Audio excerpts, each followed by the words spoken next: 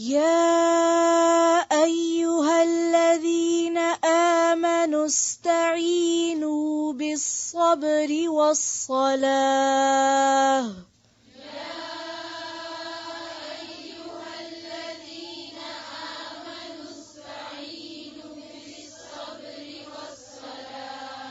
آمنوا استعینوا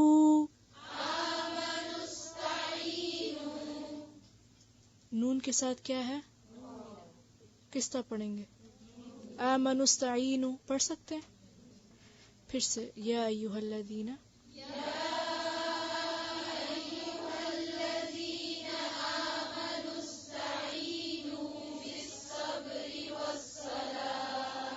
ان اللہ مع الصابرین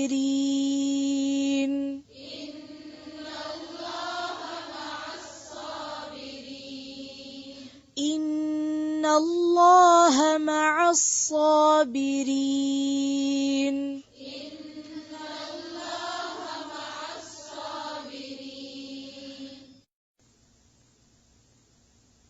یا ایھا الذین آمنوا، اے لوگو جو ایمان لائے ہو، یعنی یا ایھا اسی طرح ہے جیسے پیچھے آپ یا ایھا الناس میں پڑھ چکے ہیں.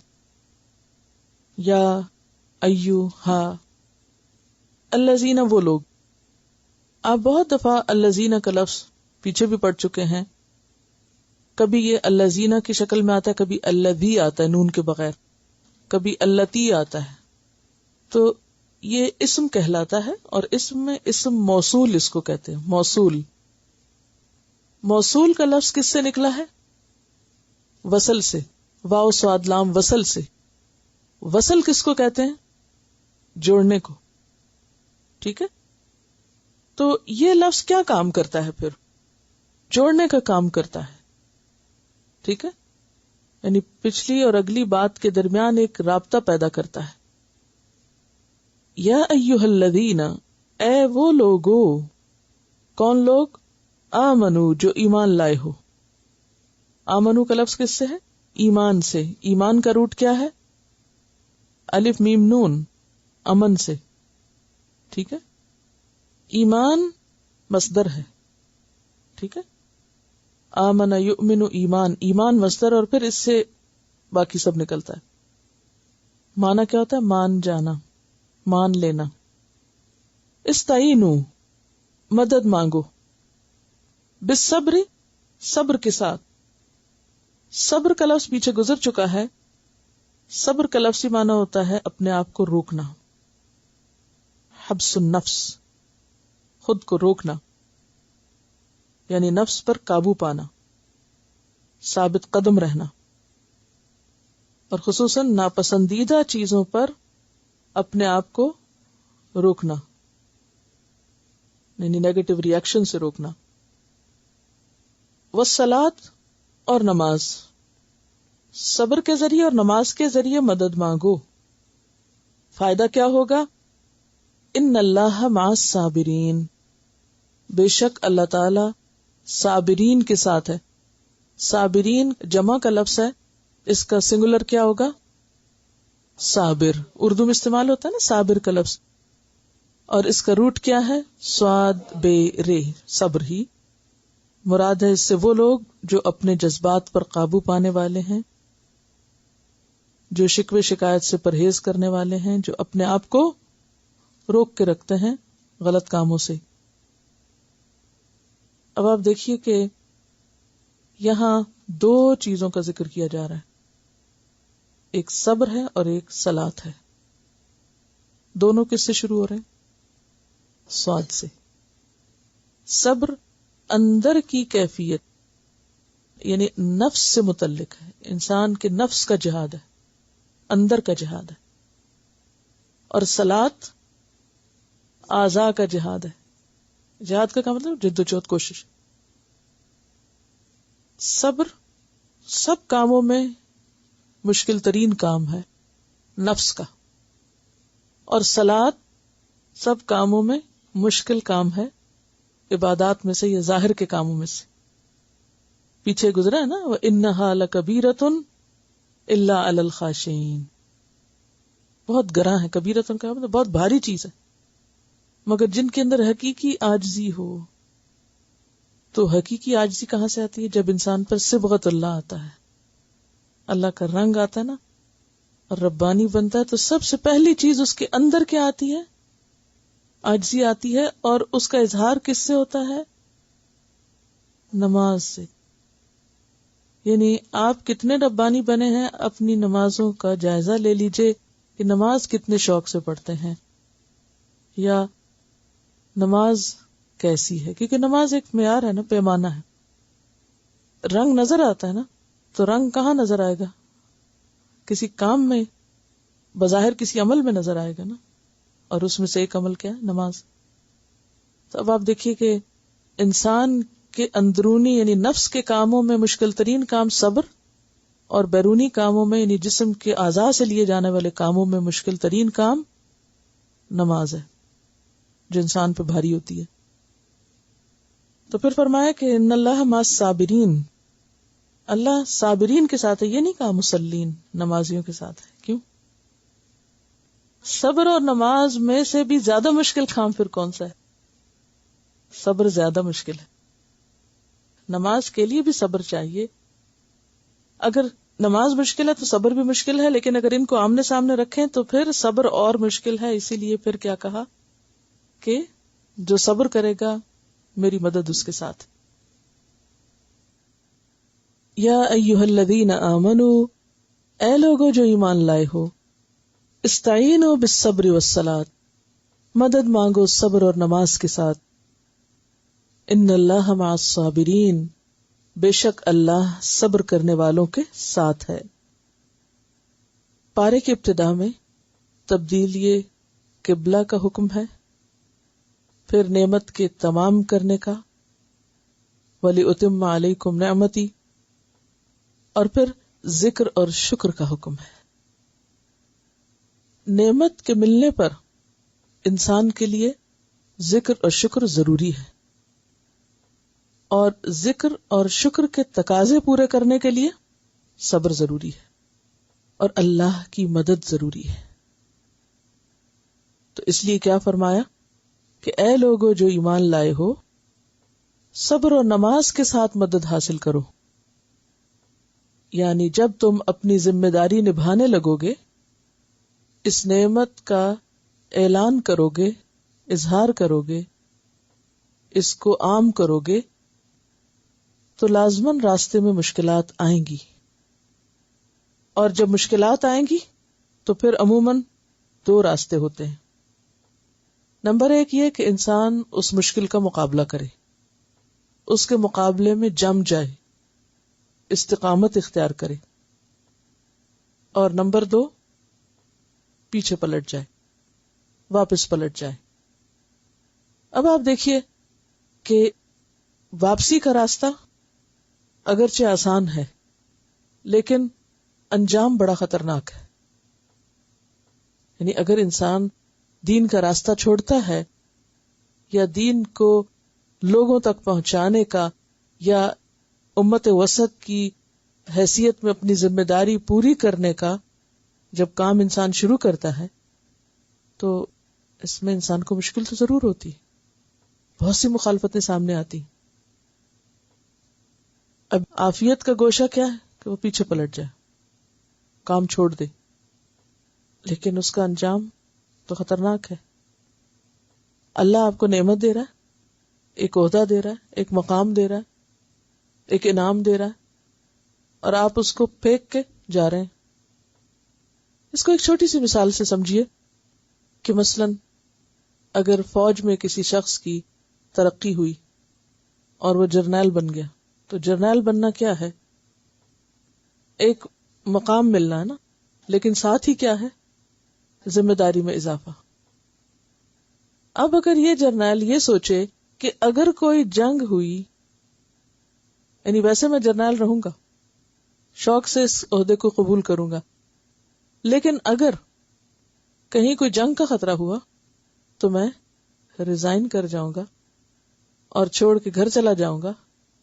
تو آپ خود سوچیں کہ وہ کیا طریقہ اختیار کر رہا ہے، کیا رویہ اختیار کر رہا ہے ایسے موقع پر اس شخص کو جسے دنیا میں اتنا بڑا عہدہ ملا، اس کا کیا فرض بنتا ہے کہ وہ بھاگ جائے، چھوڑ جائے، لوگوں کو مصیبت میں ڈال دے؟ وہ جم جائے. جم جانے میں دو مشکلات ہیں. ایک تو یہ ہے کہ جو وقتی تکلیف ہے سو ہے، اس میں اپنی جان بھی رسک پر ہے اور اس میں ناکامی بھی ہو سکتی ہے اور انجام کے اعتبار سے مشکل بھی ہو سکتا ہے، رسکی کام ہے نا. اور دوسرا راستہ کیا ہے، دوسری آپشن کیا ہے کہ وہ جنگ جیت جائے اور بہادری کے جوہر دکھائے اور پھر وہ ایک تمغہ حاصل کرے. تو اب آپ دیکھیے کہ یہ دونوں چیزیں ہیں نا اس کے لیے، وہ ہے تو رسک پر، لیکن دونوں آپشنز میں سے ایک آپشن اس کے لیے لازم ہے.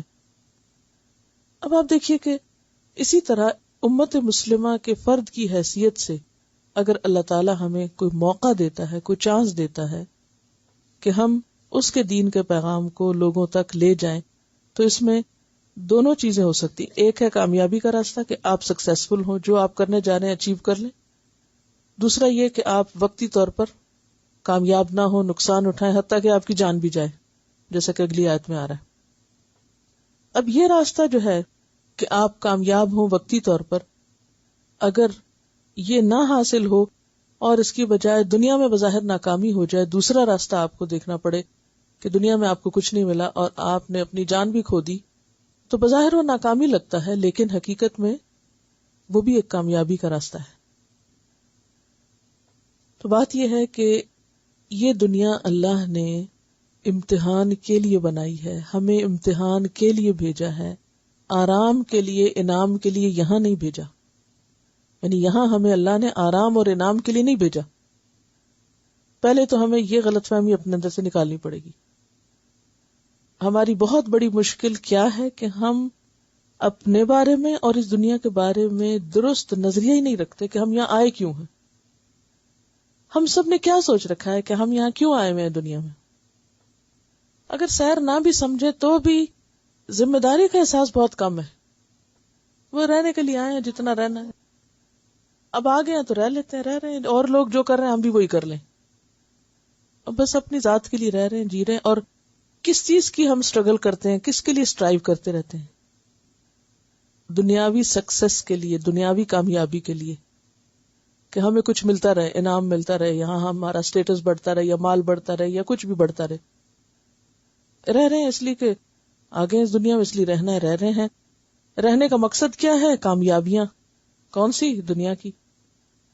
لیکن وہ جو ذمہ داری ہے اور جو امتحان ہے اس کی طرف توجہ ہی نہیں ہے، وہ ہم سمجھتے نہیں.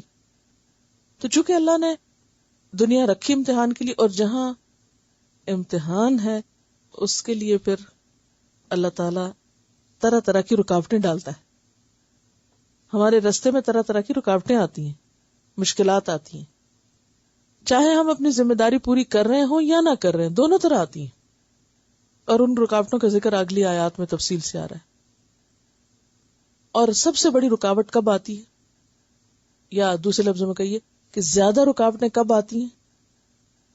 جب انسان دوسروں کے لیے جینے لگتا ہے، دین کی خدمت کرتا ہے، دین کے پیغام کو عام کرنے لگتا ہے. یعنی یہ نہیں ہوتا کہ آپ اپنی ذات کے لیے جی رہے ہیں تو رکاوٹیں نہیں، جب بھی ہیں، لیکن رکاوٹوں میں کئی گنا اضافہ ہو جاتا ہے، مشکلات میں کئی گنا اضافہ ہو جاتا ہے جب آپ دین کے راستے پہ چلتے ہیں. مثلاً آپ دیکھیے، کل بھی بات ہوئی تھی کہ بعض اوقات ہم ایک مجلس میں ہوتے ہیں تو اتنے لوگ ہم پہ الغار کر دیتے ہیں. مشکل ہے، ایک حقیقت ہے، بالکل صحیح فرمایا انہوں نے. آپ دیکھیے کہ جب ہم دین کی تبلیغ نہیں بھی کرتے یا دین کی طرف نہیں بھی تھے تو بھی مشکلات تو تھی نا زندگی میں، کہ نہیں تھی؟ نوعیت مختلف تھی، کیونکہ زندگی ہے جو ٹیسٹ، مشکلات سے بغیر کوئی خالی نہیں. لیکن جو شخص بامقصد زندگی گزارتا ہے، اور خاص طور پر اس کی زندگی کا مقصد جب یہ بن جاتا ہے کہ وہ خیر کا پیغام دوسروں تک پہنچائے، تو لازماً مشکلات میں کئی گنا زیادہ اضافہ ہو جاتا ہے. اب جو ہی مشکل آئی تو ایک طریقہ کیا ہے کہ آپ فوراً اس کو چھوڑ دیں، اور جو بھی قریبی عزیز دوست رشتہ دار ہمارے پیارے ہیں وہ سب ہمیں کیا مشورہ دیتے ہیں؟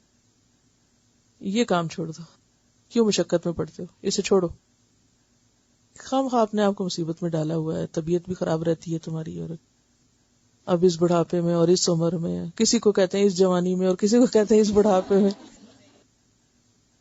اب یہ ہے کہ انسان کے لیے اندرونی اور بیرونی دونوں طرح کی مشکلات ہوتی ہیں. اندرونی ہمارا نفس بھی تو رکاوٹ ڈالتا نا. سب سے پہلے ہم خود بھی نہیں جاتے ہوتے, پھر ہمارے بچے, شوہر, پھر ہمارے عزیز دوست رشتہ دار, پھر شیطان کے وسوسے, پھر social pressures, peer pressure, social pressure. یہ ساری چیزیں کیا ہیں؟ رکاوٹیں ہیں نا. اور خصوصاً جب آپ لوگوں کی اصلاح کا کام شروع کریں, کسی کو آپ روکیں کہ یہ کام نہ کرو, پھر آپ دیکھیں کہ فوراً کیا ہوگا. نصیحت اور تنقید انسانی نفس پر بہت بھاری ہے. نصیحت اور تنقید انسانی نفس پہ بہت بھاری. خواہ وہ آپ اپنے بچے کو کریں, خواہ وہ اپنے دوست کو کریں, خواہ وہ آپ کسی رشتہ دار کو کریں, کسی اجنبی کو کریں, یا اپنے شاگرد کو کریں, کسی کو بھی کریں گے تو وہ اس پر بہت بھاری ہوتی ہے. تو یہ کیا سویرے سویرے روز ڈانٹ شروع ہو جاتی ہے. وہ نصیحت کو ڈانٹ کا لفظ دے دیا جاتا ہے, پھر بہت ڈانٹتی ہیں, حالانکہ وہ نصیحت ہوتی ہے. تو وہ کس لیے نصیحت کا لفظ ڈانٹ بن گیا؟ کہ نفس کو اچھا نہیں لگتا نا. ہم چاہتے ہیں کہ جیسے ہم چاہیں جیئیں, ہمیں کوئی کچھ نہ کہے, جو خرابیاں ہم میں رہیں ہمیں کوئی نقصان نہیں ان سے. تو اس میں پھر انسان کو بہت سی مخالفتوں کا سامنا کرنا پڑتا ہے.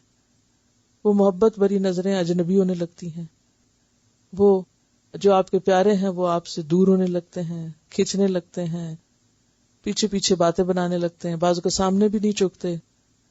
اور حتیٰ کہ یہ نوبت بھی آ جاتی ہے کہ پھر وہ میدان جنگ میں آمنے سامنے آ جاتے ہیں, جیسے جنگ بدر میں ہوا, اور اپنے ہی ایک دوسرے کی جان لینے لگتے ہیں.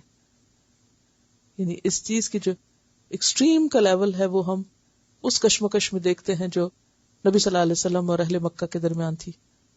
لا الہ الا اللہ کا پیغام دینے پر, لوگوں کو اللہ کی طرف بلانے پر کتنی شدید مشکلات آئیں.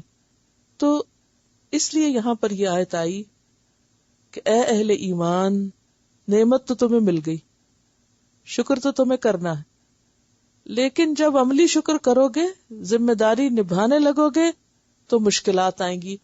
مشکلات میں میدان چھوڑ کے بھاگنا نہیں ہے. کیا کرنا ہے؟ اللہ سے مدد مانگنی ہے, صبر اور نماز کے ساتھ. یہاں پھر صبر کیا ہوگا؟ یہاں صبر استقامت کے معنی میں ہوگا کہ انسان جمع رہے, کہ یا اللہ تو مجھے جمع کے رکھ, اور کسی قسم کا شکوہ نہ کرے, اور کوئی ایسی باتیں زبان سے نہ نکالے, اپنے جذبات پہ قابو رکھے. جب لوگ آپ کو برا بھلا کہنے لگے تو پلٹ کے آپ انہیں برا بھلا نہ کہنے لگے. جب لوگ آپ کو نقصان دیں تو پلٹ کے آپ کو نقصان نہیں انہیں دینا. آپ کو ان کے برے رویے کے مقابلے میں ایک عمدہ نمونہ پیش کرنا ہے, تبھی آپ میسج کنوے کر سکتے ہیں نا. ورنہ اگر آپ کسی کو کوئی بات بتانے لگے, وہ پلٹ کے آپ پہ کوئی جواب دیتا اور آپ اس سے بڑا جواب اس کو, تو لڑائی وہاں شروع ہو جائے, تو پھر تو سارا موقع گیا. اب آپ کے پاس جواب ہوتے ہیں, آپ کے پاس دلیل ہوتی ہے, لیکن آپ اس کو خاموش ہو جاتے ہیں. باوجود اس کے کہ آپ کو جواب آتا ہوتا ہے, آپ کیوں چپ ہوتے ہیں؟ یہ چپ کرنا کیا ہوتا ہے اس وقت؟ یہی صبر ہوتا ہے کہ میں جانتی ہوں کہ میں تمہیں کیسا منہ توڑ جواب دوں, لیکن اس وقت وَلِرَبِّكَ فَاصْبِرْ, اپنے رب کی خاطر صبر کروں گی. زبان سے کوئی ایسے لفظ نہیں نکالنے. تو یہ صبر ہے یہاں پر. اور والصلاۃ, نماز. نبی صلی اللہ علیہ وسلم کا طریقہ کیا تھا؟ جب کوئی مشکل پیش آتی, نماز کی طرف دوڑتے, لپکتے, جیسے جا کے کوئی اللہ سے لپٹ جاتا نا, کہ یا اللہ بس سارے ہی الگ ہو گئے, سارے اجنبی ہو گئے, اب تو نہ میرا ساتھ چھوڑ, تیری مدد چاہیے. انسان گھٹتا ہے, سسکتا ہے, روتا ہے, پریشان ہوتا ہے, لیکن اپنے رب کو نہیں چھوڑتا. اللہ تعالیٰ تسلی کیا دیتے ہیں؟ ان اللہ مع الصابرین, اللہ صبر کرنے والوں کے ساتھ ہے, وہ ان کی مدد ضرور کرے گا. ساتھ کا کیا مطلب ہے؟ یعنی وہ ضرور مدد کرے گا. اگر ابھی تم مشکل میں ہو تو یہ مشکل ایک وقت آسان بھی ہوگی. اب اس سے ہمیں پتہ کیا چلتا ہے کہ کامیابی کے لیے، اس راستے کی کامیابی کے لیے 2 ہتھیار لازم ہیں. ایک طرف صبر اور ایک طرف نماز، یعنی استقامت اور نیگیٹو ری ایکشن سے خود کو بچانا، اپنے جذبات پہ قابو رکھنا. حتیٰ کہ اگر ایسا موقع آ جائے اس کشمکش میں کہ انسان کو جان بھی دینی پڑے تو اس سے بھی نہ چوکے. یعنی اور تو کیا، جان بچانے کے لیے بھی تم یہ راستہ نہیں چھوڑو. جان بھی دینی پڑے تو دو. اگر جان بھی دے دی تم نے تو بھی سمجھو کہ حق ادا نہ ہوا. کیوں؟ جان دی ہوئی اسی کی تھی. حق تو یہ کہ حق ادا نہ ہوا.